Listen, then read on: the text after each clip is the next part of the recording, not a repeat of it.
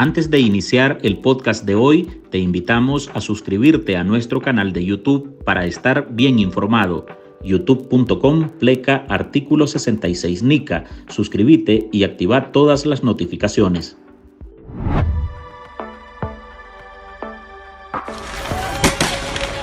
¡Le acaban de dar a uno de nosotros!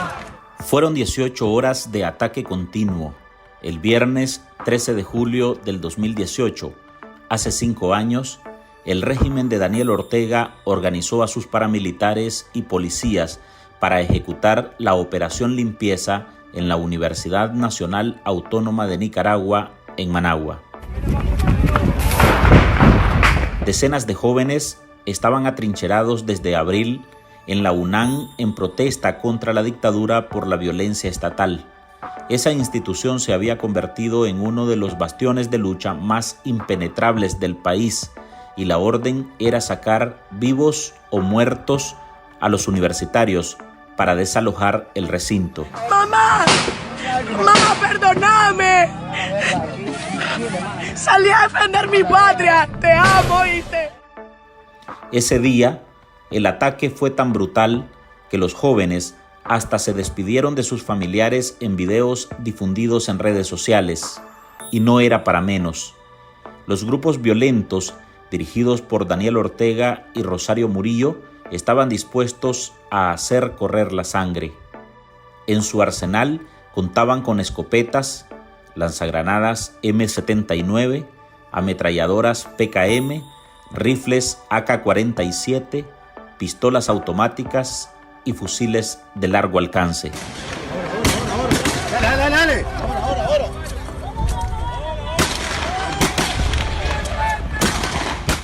El antecedente dejaba claro que nada los detendría. 5 días atrás habían ejecutado una masacre en Carazo con un saldo de 32 víctimas mortales. En estos operativos no escatimaron en balas, llegaron a asesinar. Era quebrar los tranques al costo que fuera. Era sacar a los universitarios de la UNAM vivos o muertos, pero iban a limpiar el recinto y así lo hicieron. ¡Me van a matar!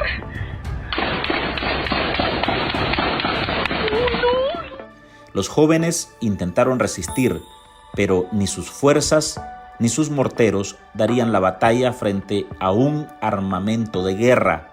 A como pudieron, se protegieron y buscaron, en principio, garantizar los primeros auxilios para los heridos de bala. Cerca de la UNAM Managua, en Villafontana, su única salvación era resguardarse en la iglesia de la Divina Misericordia, un templo que pensaban que jamás atacarían.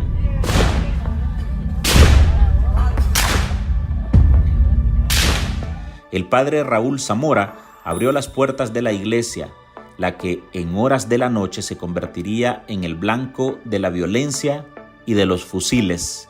5 años después, ese templo católico aún conserva las huellas del terror en sus paredes. Fue una de las embestidas más crueles desatadas contra un grupo de chavalos rebeldes y contra la iglesia a la vez. Ahí empezó algo que 5 años más tarde incluso pondría hasta a un obispo en la cárcel. En la Divina Misericordia se estrenó el odio contra los símbolos que antes parecían intocables. Estamos refugiados en la iglesia, pero no tienen piedad, están disparando para acá. Lo peor es que la orden llegó en medio de que los universitarios negociaban la entrega pacífica del recinto, pero la carta que suscribirían los dirigentes no se llegó ni a imprimir porque los paramilitares decidieron imponer su ley a través de las balas. ¡La lucha sigue! ¡El futuro de Nicaragua está por venir! Y la lucha de él va a ser una realidad. 2 jóvenes no resistieron la jornada del ataque de los hombres de Ortega, una de las más angustiantes de la rebelión del 2018. Gerald Vázquez, conocido como el bailarín de las trincheras, fue abatido a tiros. No pudo salvarse de un disparo certero en la cabeza. El otro joven al que mataron fue José Francisco Flores. Murió antes que Gerald y su cuerpo quedó tendido al lado de una de las barricadas que defendía en las cercanías de la iglesia.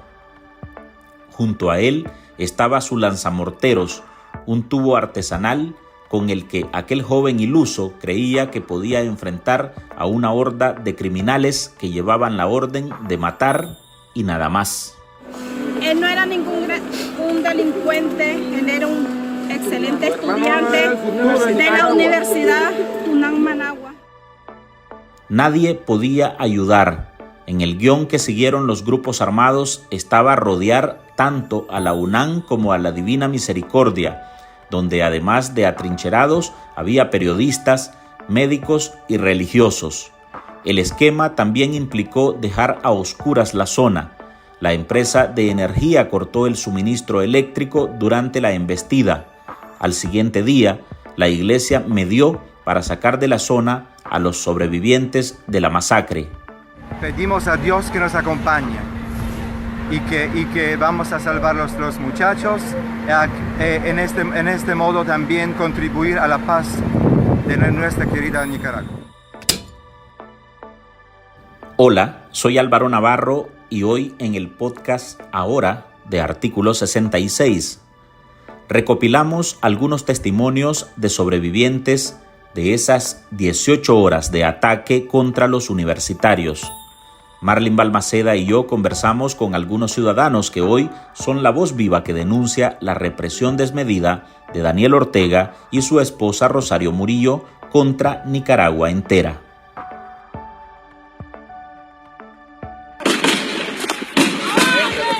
Olama Hurtado fue una de las nicaragüenses que vivió en primera persona el ataque de los paramilitares de ese 13 de julio de 2018. Se encontraba en el lugar como parte del grupo de verificación y seguridad que se había conformado en la mesa del fallido Diálogo Nacional, con el fin de mediar para evitar un nuevo derramamiento de sangre como el del 8 de julio en Carazo, sin pensar que le tocaría refugiarse en una iglesia junto a los estudiantes para salvar su vida. La opositora habló con Álvaro Navarro para relatar lo que vivió ese viernes, un día que nunca podrá olvidar.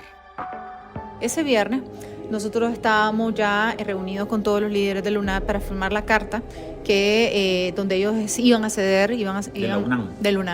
donde iban a ceder la universidad, pues iban a salir pacíficamente, pero que ellos exigían algunas garantías, ¿no? Tanto de seguridad como garantías educativas. A las 12, antes de las 12, empezaron en UNAM a pasar, digamos, camionetas tirando balas hacia el aire. Cuando nosotros estábamos imprimiendo la carta que se iba a firmar para mandársela a la comisión, empezó un ataque más fuerte. Empezaron los muchachos a recibir llamadas de los muchachos que estaban en la barricada, y así fue como dentro del CIGEO, que se llama este lugar donde estaban ellos concentrados dentro de la UNAM, empezaron a llegar más gente, más chavalos, y vimos la necesidad de empezar a evacuar la universidad. Así que tomamos los vehículos que había un microbús que usaban ellos ahí, que era de la universidad, sacamos a todo el mundo. Yo personalmente le fui a tocar las puertas de la iglesia al padre Raúl para que nos dejara entrar, porque pudimos sacar a muchos de los heridos y pudimos sacar a muchas de las mujeres, porque hubieron muchas personas de afuera que llegaron con automóviles muy solidarios, de verdad, y que estaban pasando, se paraban y montaban gente para sacarlos, pero llegó un momento alrededor de más o menos las 4:30, 5 de la tarde, donde se nos cierran completamente todos los accesos a la iglesia de la universidad.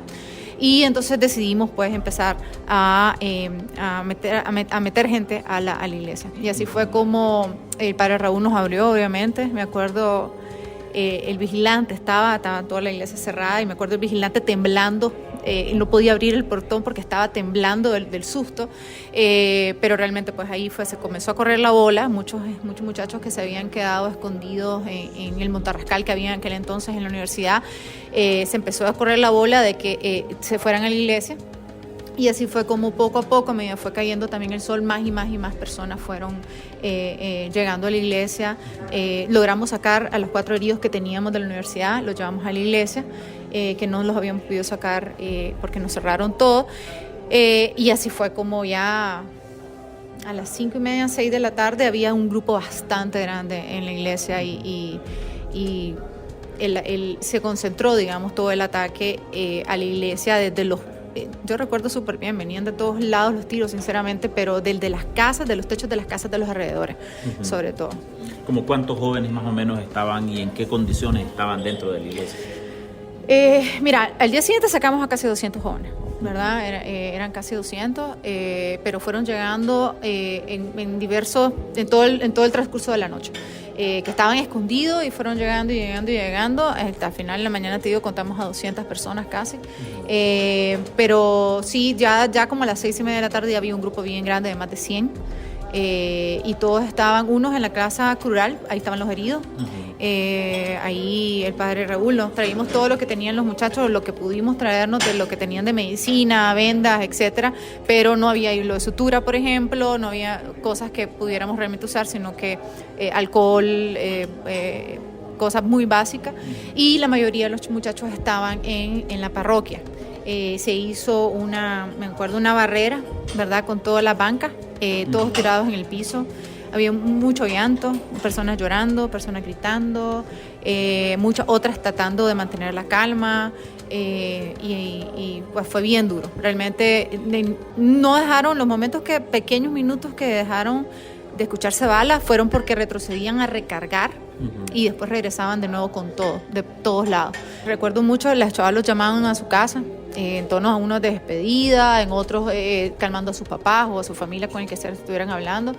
Había muchísima desesperación, porque realmente el ambiente era apocalíptico, pues te digo. O sea, fueron horas y horas y horas de balas y balas y balas, que te pasaban de verdad rozando la cabeza, y en la noche las trazadoras. Yo primera vez en mi vida que miraba una trazadora, las mirabas pasar con el destello rojo que dejan. Estando adentro, ¿qué se sabía de lo que ocurría afuera, de lo que ocurría en el anillo que habían armado los paramilitares y la policía? Nosotros sí nos enteramos que estaban organizando una vigilia, que iba a haber como una caravana. Todo eso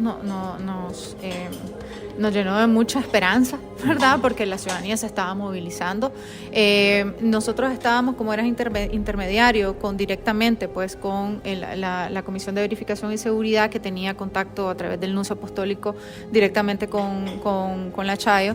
Sí estábamos al tanto más de cómo iban las negociaciones.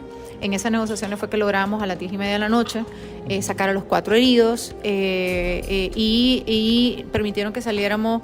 La iglesia así lo vio, los 2 representantes de la iglesia, que éramos Jesús y yo, y Joshua, que era el de Washington Post, que la embajada americana específicamente había solicitado su evacuación. Y así fue como a las 10:30 de la noche salimos nosotros directo al hospital Viva en Pelas a dejar a los 4 heridos. Regresé hasta las 6 de la mañana del día siguiente, cuando me llaman y me dicen que necesitamos buses para sacar, entonces yo me dejé ir. Lo que sí puedo decirte que cuando llegaron las 2 ambulancias en la mañana, eso es algo que a mí me marcó muchísimo, y lo recuerdo todavía, me dan ganas de llorar, porque las 2 ambulancias entran a la iglesia a sacar los cuerpos de los muchachos y no los dejan avanzar. Ellos se tenían que salir de la iglesia y parquearse en la calle esperando que saliéramos todos en caravana.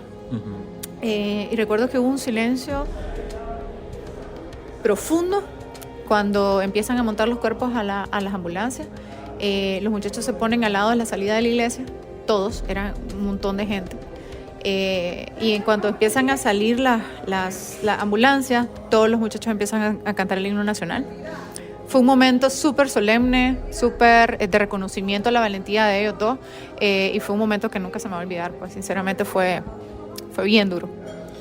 Ese proceso de salida, primero el de ustedes, de los heridos, ustedes y el periodista del Washington Post en ambulancia, ¿qué tan tenso fue, tomando en cuenta que la iglesia estaba cercada?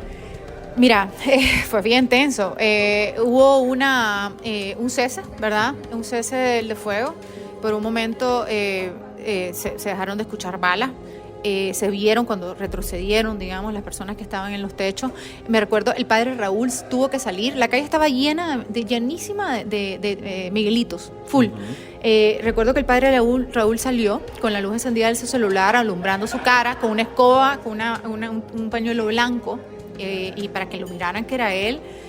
Yo reconozco la valentía del padre sinceramente porque estaba todo oscuro, y él empezó a barrer la calle.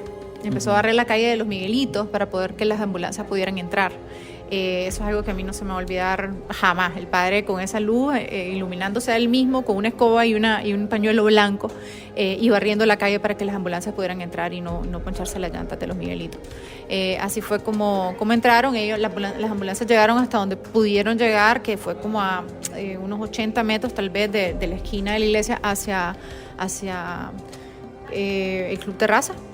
Ahí se parquearon y a los heridos los cargamos para llevarlos a la ambulancia. En retrospectiva, 5 años después, para vos, ¿qué representa el ataque a la Divina Misericordia, donde vos fuiste sobreviviente? Mira, yo siento, eso fue, yo creo que un acto desproporcional de violencia y de represión de la dictadura. Yo creo que hay que destacar la valentía también de los muchachos, todos esos muchachos que se mantuvieron valientes en medio de su desesperación, ¿verdad? Y obviamente fue una situación bien caótica, pero yo creo que es un hito de la resistencia de los nicaragüenses ante la dictadura en un ataque tan brutal como nunca se ha visto. Yo creo que fue uno de los más brutales, de hecho, 16 horas bajo fuego. Brutal.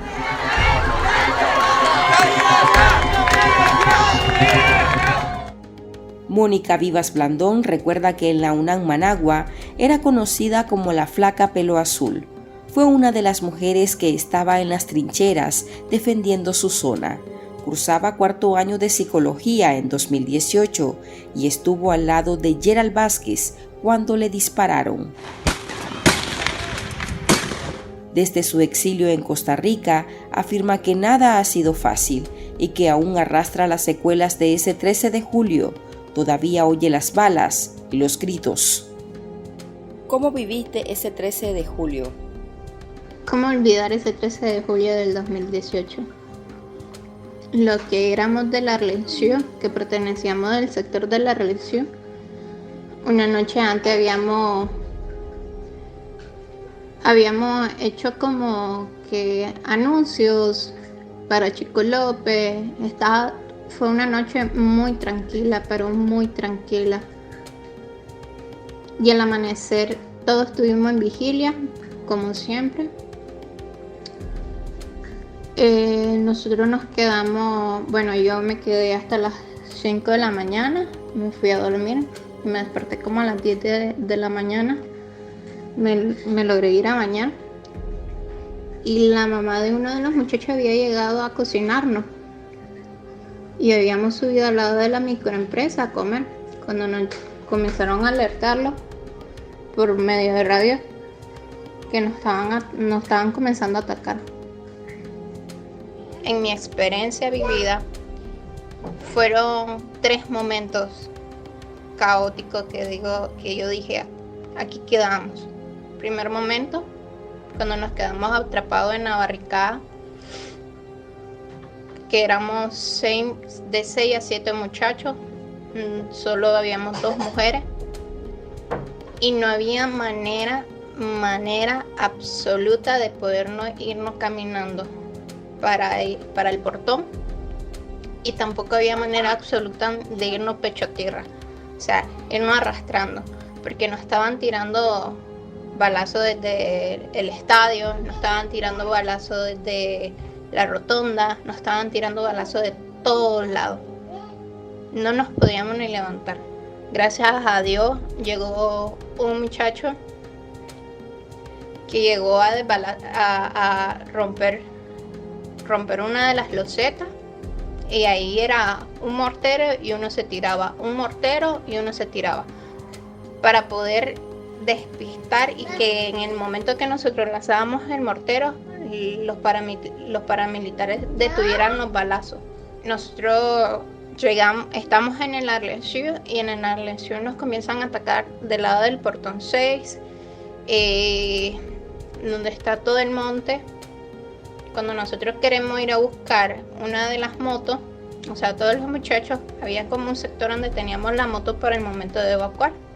No logramos, fue ahí donde a Racheli le dieron el balazo en la pierna. Logró bajar el camión de basura que nosotros teníamos y ahí fue que la logramos trasladar y evacuar hasta la iglesia, la Divina Misericordia. Pero cuando el camión vuelve a bajar para venir a traer a los otros muchachos, o sea, a nosotros, el camión se queda sin gasolina a mitad del camino. Estamos hablando casi enfrente del estadio. Desde ahí nosotros nos fuimos agachados, caminando prácticamente en ranita, porque nos estaban tirando balazos desde el estadio. Y nos estaban tirando balazos desde la parte de atrás del Arlen Sioux, porque ya eso ya estaba lleno de paramilitares.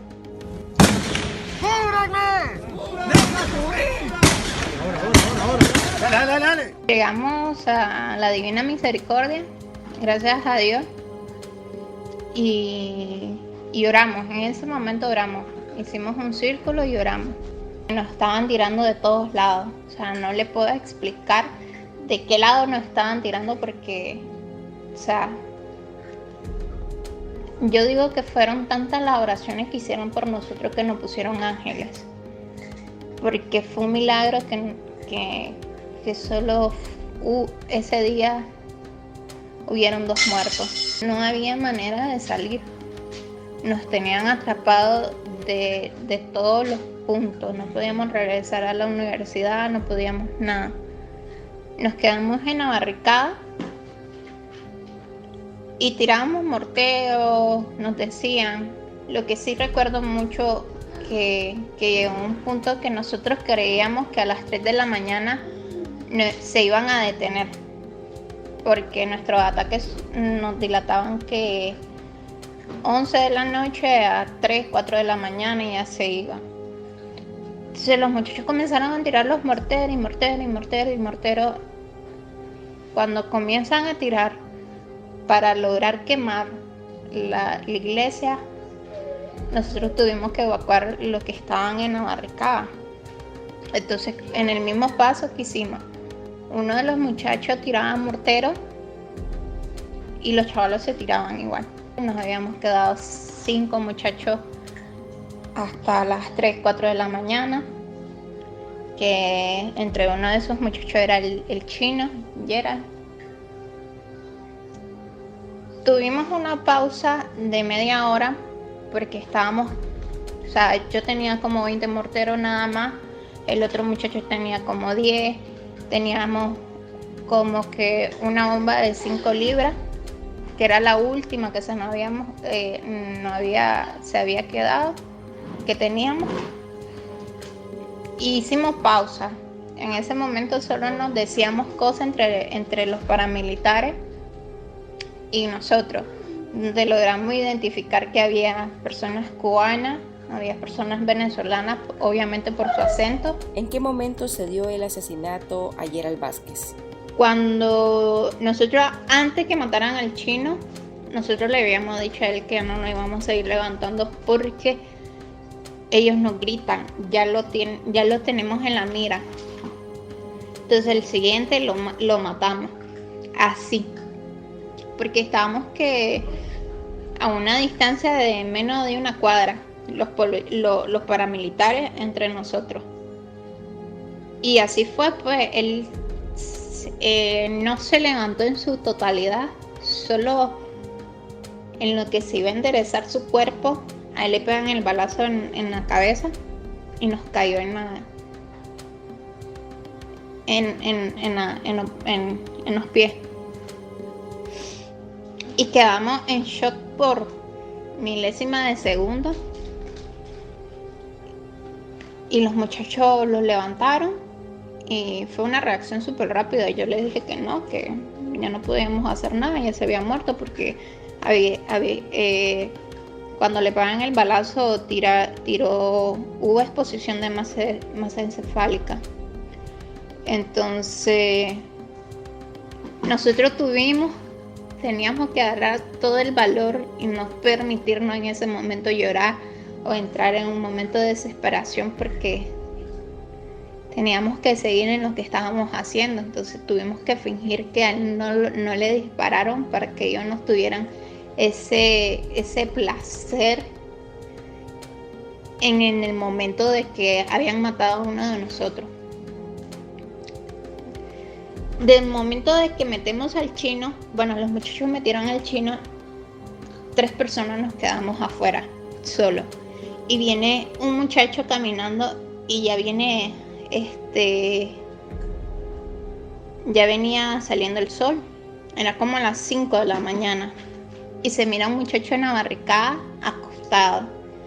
Y recuerdo que no se va a olvidar y nosotros dijimos, oye, y ese se quedó dormido allá, clase de valor. Cuando miramos que era el oso, quedó con el mortero y el encendedor. Ahí le dispararon igual en la cabeza, yo creo, no recuerdo muy bien.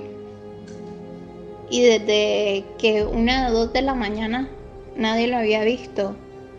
Y los que estaban dentro de la iglesia creían que estaban afuera, los que estábamos afuera creían que estaban dentro de la iglesia.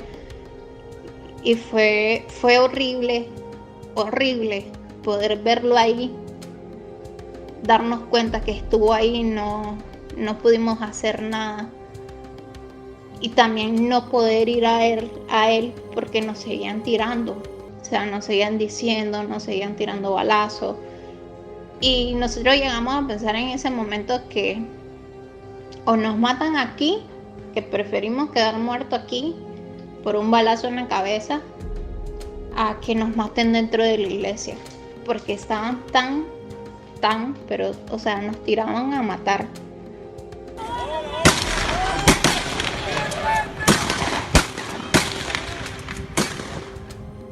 ¿Ustedes en algún momento imaginaron un ataque de esta magnitud? Desde el ataque del 12 de junio, desde el ataque del 23 de junio, del ataque del 13 y 14 de julio, a nosotros nos tiraron a matar. Desde de la muerte de Chester, de Isaías, de Gerald, de Francisco. O sea, nos tiraron a matar. Todos. Ellos no querían en ningún momento entrar en diálogo con nosotros, no nos querían acceder nada, porque a nosotros lo que ellos querían, el Estado lo que quería era matarnos, erradicarlo, porque ellos estaban con miedo, porque nosotros fuimos una fuerza, los estudiantes fuimos personas muy valientes que decidimos alzar nuestras voces a ver tanta injusticia que había en el país. ¿En qué momentos lo evacuaron y cómo fue ese proceso? Nos trasladaron para la catedral, donde teníamos que ir agachados, no podíamos estar viendo mucho por la ventana y todo eso. Fue tan lindo en ese momento poder cantar en el microbús de las mujeres, ver toda la población que nos estaban apoyando y todo. Llegamos a la catedral, como muchas personas, teníamos familiares esperándonos, la población que nos bombardeó de comida porque teníamos que más de 24 horas sin comer prácticamente, con útiles de aseo personal y todas esas cosas. Pero el show comienza a las 5 de la tarde, 3, 4 de la tarde, cuando nos dicen que van a atacar la catedral y teníamos que evacuar sí o sí. Y muchas personas no teníamos dónde ir. ¿De qué forma marcó tu vida el haber participado en las protestas y haber estado presente ese 13 de julio? Ellos nos tuvieron tanto miedo que por eso nos querían callar para siempre y no lo han logrado. O sea, hasta la fecha podemos decir que no lo han logrado. Decimos que UNAM Managua no ha caído, seguimos en pie de lucha como siempre. Aunque de 5 años para adelante nuestra vida cambió en su totalidad, porque perdimos carrera universitaria, perdimos trabajo, muchos tuvimos que exiliarnos. Se me desarrolló paranoia, depresión, por la cuestión del 13 de julio, o sea, estrés postraumático. Yo paso hasta 15 días sin salir del apartamento, encerrada, porque me da miedo salir. Tuve que emigrar a Costa Rica y el asedio pasivo-agresivo que han hecho contra mí. O sea, yo tuve un hijo que tenía autismo severo y en Nicaragua a mí me negaron de cuestión desde atención en el hospital psiquiátrico infantil, me negaron, para él me negaron la atención en los pepitos, me negaron la atención en el colegio, o sea, no podía estudiar en un colegio gratuito. Me negaron un pasaporte para mí y para él. Entonces fue un asedio pasivo-agresivo que a la fecha me persigue, pues. Un momento, vamos a hacer una pausa y ya regresamos para conversar con Susana López, madre de Gerald Vázquez y una de las voces que no se cansa de demandar justicia por el asesinato de su hijo. En Artículo 66, un equipo de periodistas hemos asumido el desafío de seguir informando sobre Nicaragua pese a la persecución, las amenazas, el exilio y el bloqueo impuesto contra la prensa libre. Mantener esta trinchera en defensa de las libertades públicas de todos los nicaragüenses es un compromiso que hemos asumido porque Nicaragua nos necesita. El desafío de financiar el periodismo que hacemos sigue vigente y siempre podés ayudarnos con una donación para garantizar la sostenibilidad de nuestra cobertura noticiosa, de las investigaciones que realizamos o la producción de este podcast. Tu contribución ayuda a mantener viva la llama de la libertad. No nos dejes solos. Unite a nuestro programa en articulo66.com/donar y contribuí con lo que te sea posible. Toda ayuda, sin importar el monto, es infinitamente vital para nosotros. Recordá articulo66.com/donar. Muchas gracias.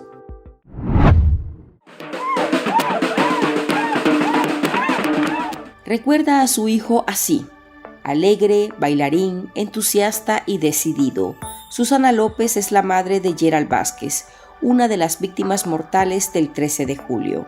El joven fue asesinado de un disparo en la cabeza. Fue certero, una bala que salió del fusil de un experto, preciso y directo. El Estado es el responsable, repite Susana, exiliada por no cansarse de pedir justicia. Un poquito más adelante, agárrenlo, levántenlo, puta mierda, ahí.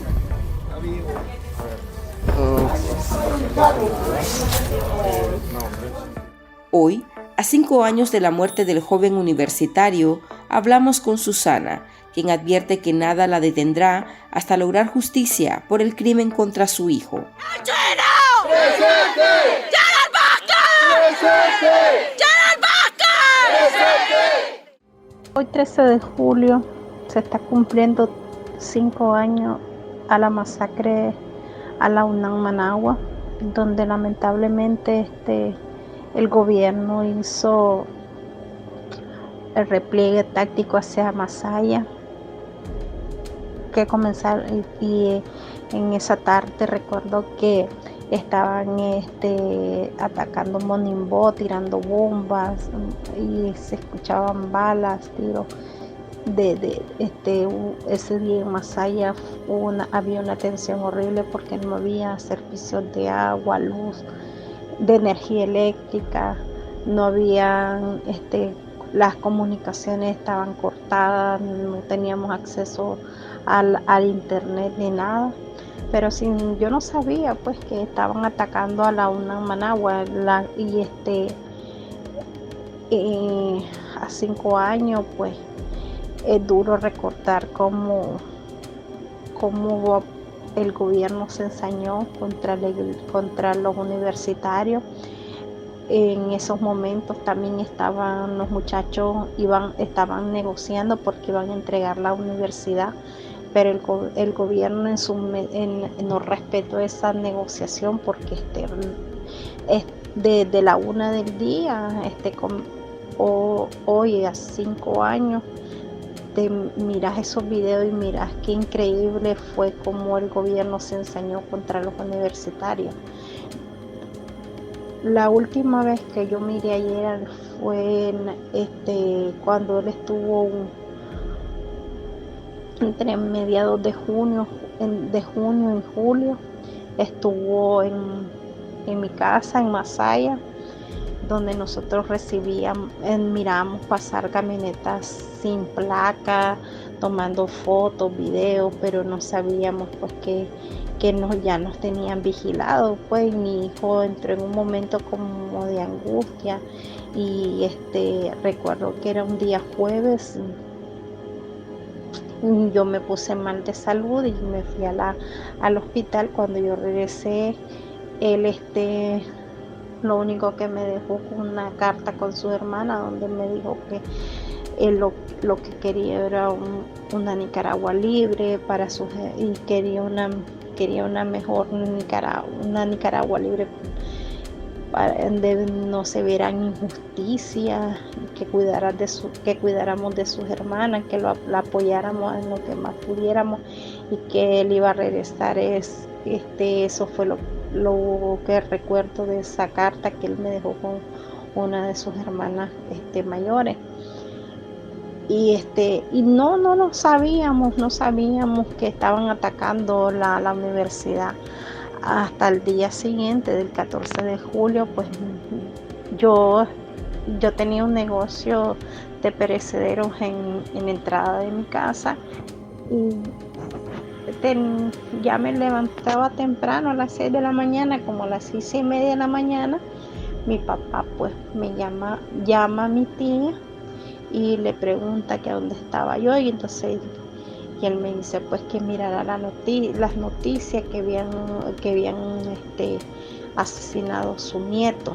Y entonces cuando yo voy a ver, recuerdo que estaba el canal 12 y miro al doctor Carmona pero de repente miro las imágenes, pero yo para mí fue impactante verlo cómo estaba él, pero yo lo miraba en mi mente y mi corazón decía, me sentía que él estaba vivo, pero lamentablemente pues ya me lo habían asesinado al amanecer del 14 de julio. Y pues ya ese día caminé como 3 kilómetros, me llegaron a traer hasta por la entrada de Nindirí, me llegaron a traer unas amistades que lo vieron nacer, crecer a mi hijo, y me fueron a traer y me llamaron y me dijeron que tenía que ser fuerte, que era verdad pues lo que estaba pasando. Y me tocó reconocer, pero ya estaba su papá, ya estaban sus tías allí, él vivía en Pela, la familia, parte de la familia ya estaba allá, porque él vivía con su abuela paterna, porque él desde que salió para la universidad en el 2016, recuerdo que él se fue para donde ellas porque no tenía pues yo las condiciones de proporcionarle que estuviera con nosotros, pues porque nosotros estábamos en Masaya viviendo y la universidad era en Managua.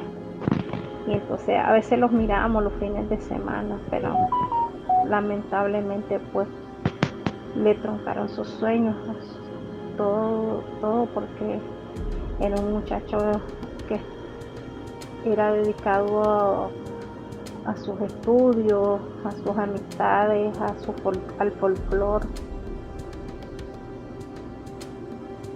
Y me tocó reconocer, verlo ahí, ver cómo realmente pues hace 5 años es como que el tiempo no ha pasado, y pues yo como madre, desde que enterré a mi hijo, yo dije que iba a seguir Y por eso me organicé con la Asociación Madres de Abril para buscar justicia para mi hijo, para todos los asesinados. Como madre siempre voy a seguir exigiendo esa justicia sin impunidad, porque es lo único que nosotros hemos querido que el gobierno reconozca. Pero él nos quiere, como te digo, nos quiere reconocer, pero nosotros aquí seguimos firmes, denunciando todas las arbitrariedades que ha hecho el gobierno contra un pueblo que ni siquiera tiene armas, que solo lo tiene atemorizado, y sabemos que en algún momento Dios ha de bendecirnos con esa libertad del país. A la fecha, ni siquiera cuenta con un acta de defunción. Las autoridades del país, esas que dice Susana emplearon armamento pesado para acabar con la vida de Gerald, se niegan a entregársela. Desde donde se encuentra, además, ha denunciado la profanación a la tumba de su hijo. La dictadura le tiene odio. Fue demasiado rebelde y aún muerto, por su alegría, su juventud y su capacidad de bailar, le sigue resultando demasiado pesado.